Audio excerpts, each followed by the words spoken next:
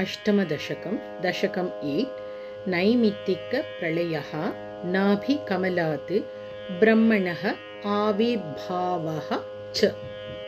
एवं तावत् प्राकृतप्रेक्ष्यान्ते ब्राह्मे कल्पे ह्यादिमे लब्धजन्म ब्रह्मा भूयस्त्वत्त एवाप्यवेदान् सृष्टिं चक्रे पूर्वकल्पोपमानम्।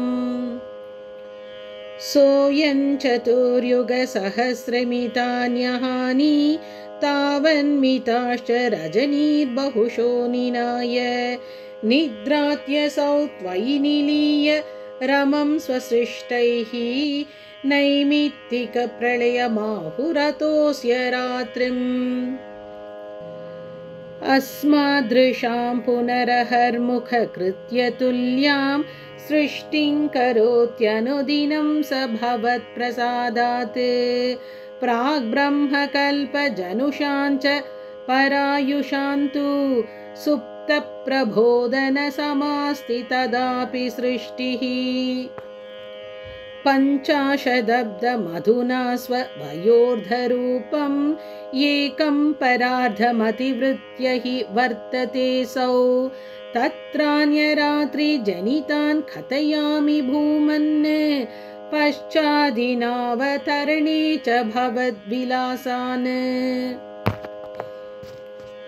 दिनावसानेत सरोजयोनिः सुषुप्तिकामस्त्वयि सन्निलिल्ये जगन्ति च त्वज्झठरं समीयुः तदेदमेकार्णवमास विश्वम्।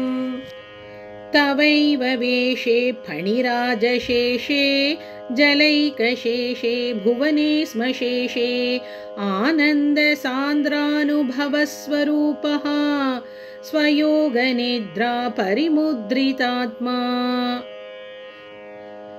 कालाख्यशक्तिं प्रलयावसाने प्रबोधयेत्यादिशताखिलादौ त्वया प्रसुप्तं परिसुप्तशक्ति व्रजेन तत्राखिलजीवधाम्ना।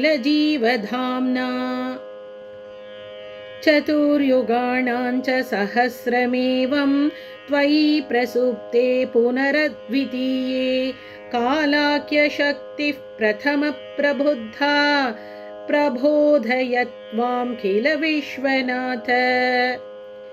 विबुध्य च त्वं जलगर्भशायिन् विलोक्य लोकानखिलान् प्रलीनान् तेष्वेव सूक्ष्मात्मतया निजान्तः स्थितेषु विश्वेषु दधात दृष्टिम्।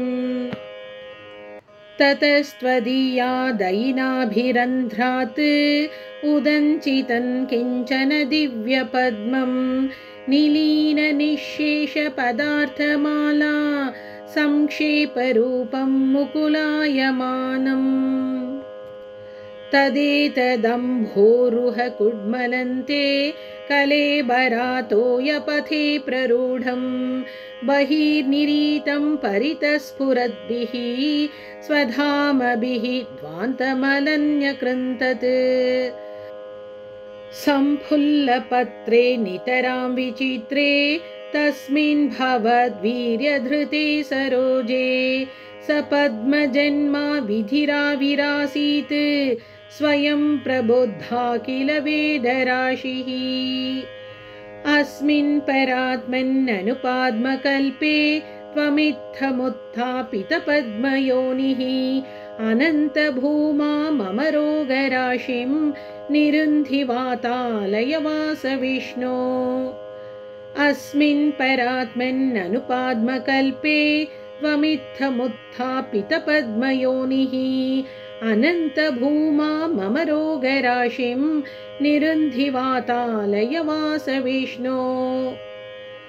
अस्मिन् परात्मन्ननुपाद्मकल्पे त्वमित्थमुत्थापितपद्मयोनिः अनन्तभूमा मम रोगराशिं निरुन्धि वातालयवास विष्णो। ॐ श्री हरये नमः। सदा सर्वत्र गोविंद नाम संकीर्तनं गोविंदा गोविंदा। नारायण अखिलगुरो भगवन्नमस्ते।